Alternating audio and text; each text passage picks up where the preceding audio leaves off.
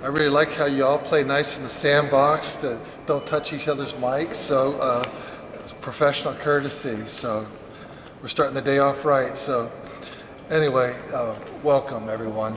I know that every one of you have had long nights and probably early mornings. And we're excited to report that the people of Georgia have spoken. It has never been easier to vote in Georgia. Elections matter. We held an election that was a safe, sensible, and responsible election for every eligible voter to access. Your vote counts. Perhaps for the first time, we had an election day in Georgia where the wait times were below 10 minutes across the state, and we did that while experiencing record-breaking turnout, handling unprecedented numbers of absentee ballot requests than ever before, implementing a new voting system, and adapting to the requirements of holding an election during a pandemic and recruiting new poll workers. Elections matter, and that was a total team effort. First, I'd like to thank every early voter who heard our call and voted early. You are the reason why Georgia had success. Thank you to every election official who met every struggle and every challenge. In the middle of a pandemic, it was tough, and we've overcome all the challenges. Great job. Thank you. Your vote counts. As we often pointed out, it is counties in Georgia that actually administer the elections, and all Georgians owe a debt of gratitude to those dedicated public servants across the state who executed their duties well, and in most cases, flawlessly. Over 50,000 Georgians stepped forward to man the polls in their communities after many of our longtime workers had to step out because they were in a population that was vulnerable to COVID.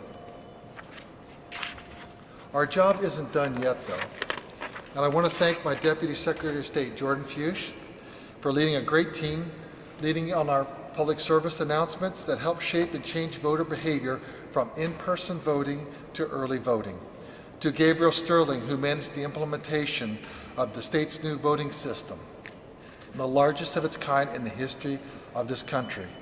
And thank you to Ryan Germany for protecting our state law. Judges are not legislators. Jordan, Gabe, and Ryan, thank you. You are tireless professionals who are proudly serving Georgia.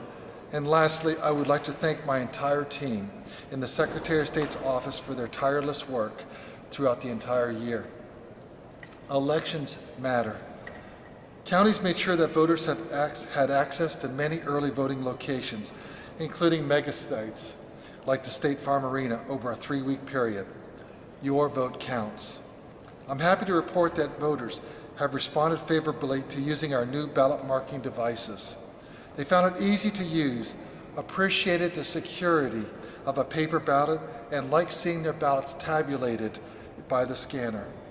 This election puts to rest the debates inflamed by those in our state, or not in our state, who have looked to sow doubt about our systems, and those who have wrongly claimed there's a lack of access to voting. Elections matter. Completing this general election is a huge hurdle crossed, but it's far from the end of our work. We will have, immediately starting today, working towards certifying this election and then preparing for state and local runoff elections on December 1st, and then the September Senate runoff election between Senator Loeffler and Raphael Warnock on January 5th. This will require a monumental effort because we have a short window to get out absentee ballots for the December runoff to give voters time to return them. My team has sent reminders to counties to get all, let me repeat, all of our results counted today. Every legal vote will count. And I know that many of you probably have some questions. Justin. You're a supporter of President Trump, but you're also the state's top elected official. What do you say to people who hear the president speak and are worried that votes counted today, votes counted after election day aren't legitimate? Well, I want everyone to know the sound of my voice that every legal vote in Georgia will count. And right now we have about 200,000 ballots that are left to be counted. With the absentee ballot process, counties worked on scanning those as many as they could, and then there are also about 40 to 50,000 early votes that need to be counted. Every legal vote will be counted. So is the president correct there? We are saying that every legal ballot will be counted in Georgia because that's our process and we follow state law. I hear you say that you want counting to be done today. Is that realistic in counties with tens of thousands of outstanding absentee ballots, counties who run elections? I don't know if they'll get it done today. Have you communicated? I know you said you communicated with the counties asking them to complete it today, but is that actually possible? We're pushing really hard for that. If we can get that down, if we don't get it there, but we get the number so small that then there's no question of who actually the winner is, I think that'll be helpful. Really remove a lot of those questions that people might have. Yes, ma'am. When will you make a decision about which race to do a risk limited audit? That'll be something I'll get with our election team, and we'll get that out as soon as we have that information. There's a word that the USPS was supposed to do a sweep of their facilities, make sure all the absentee ballots had been delivered, and then in some places that didn't take place. Do you know if that happened here in Georgia? Is that any concern?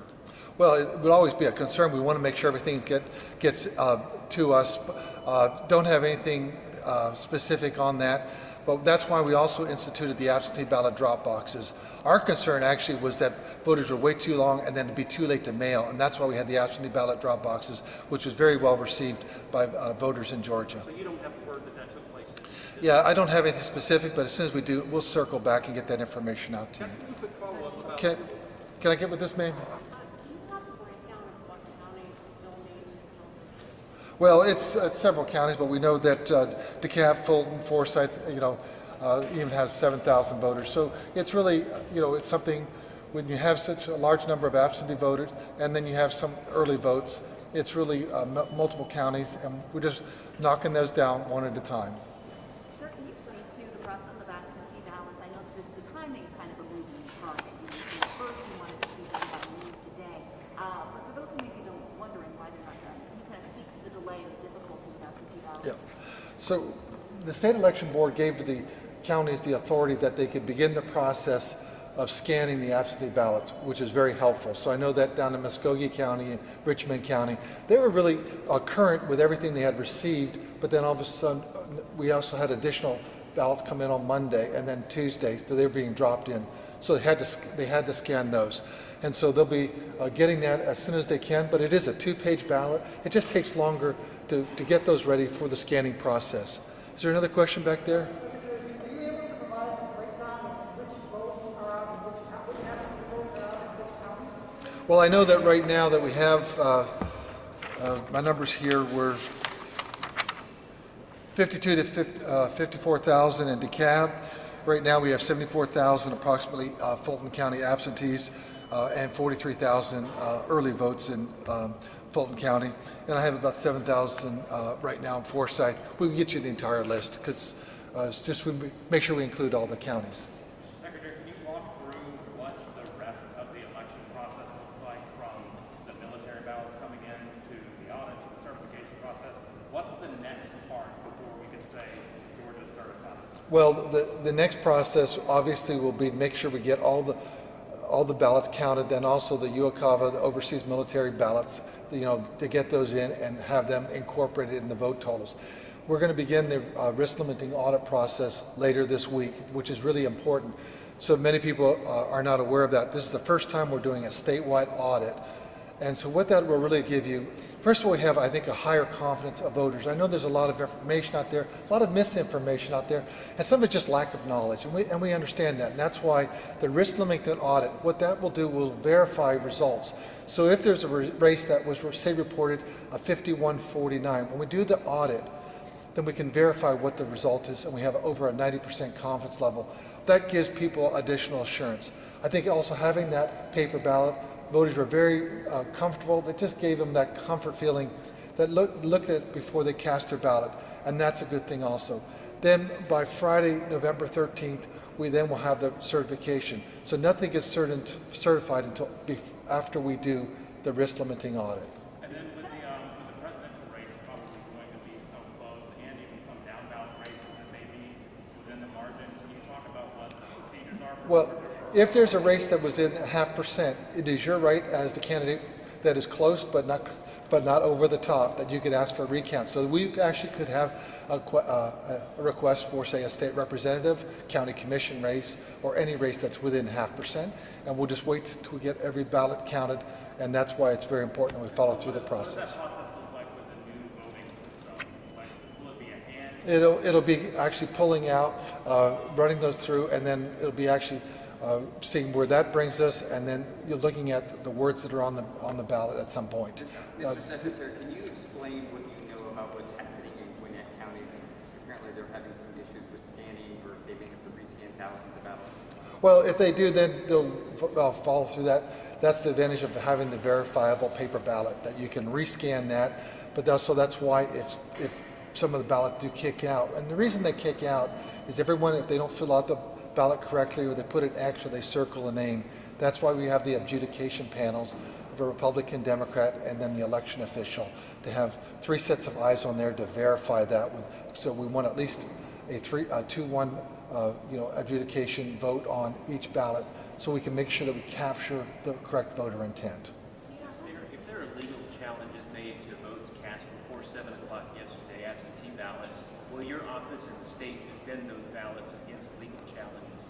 Yeah, we want to make sure that we follow state law. We are always going to look at what is the state law, and that's why Ryan Germany, our legal counsel, can answer any legal questions you have. But we want to make sure the law is very clear, and we follow the state law, and we don't believe that judges should legislate. If I could just get a quick assessment from you of the timing that this is taking with the count. Is this taking longer than you expected to take, and why? Oh no, it's really going much quicker, and that's why we're really pleased with the state election board allowing us to scan that. If you look at some of these states, this morning is when they actually opened up their absentee ballot, boxes, and that's when they started actually the process of separating out the absentee ballots. That's a very extensive process, verifying the signature and going through there, separating it out. We have saved days and days. You're going to be waiting a long time in some of these states, much to many people's consternation, because we understand it's a close election. You're saying this is right on schedule? Yeah, we're doing fine, and we're really pleased with. We'll be off everyone's radar, and they'll be worried about the states up north. Your website doesn't keep up with the absentee ballot progress. Right. Yeah. As it's getting reported, then it'll be just added to that total. So how do private citizens keep up with that? It's just because it's a process. We just keep on adding that, and then eventually, when we have them all done, you'll know that we'll notify that, or put a note there that these are the final totals for that particular county. We got time for one more question. Yes, sir. Yeah, Archie with Next Star. Our question was about rejected ballots. I know we talked about that last week. Now that these are coming in, where are we on that? You said about 1% last time. Have you heard anything about rejected ballots, and what happened to those ballots? Well, yes. Last time we actually had about 1%, but of that, probably 75% of those rejected ballots were actually received late. So very few of those actually were rejected by the adjudication panel. When they actually looked down at that, all 3 of the folks, or 2 out of the 3 folks, were saying, yeah, they really wanted Mary for this race here. They really wanted Bob for that race there, and that's a good thing. So very little of the actual ones that get through the adjudication panel are being rejected. So thank you very much. As we get more information, we'll get that to you. If you have any legal questions, Ryan Germany's here, and we're going to get these results out to you as soon as we can. Thank you very much.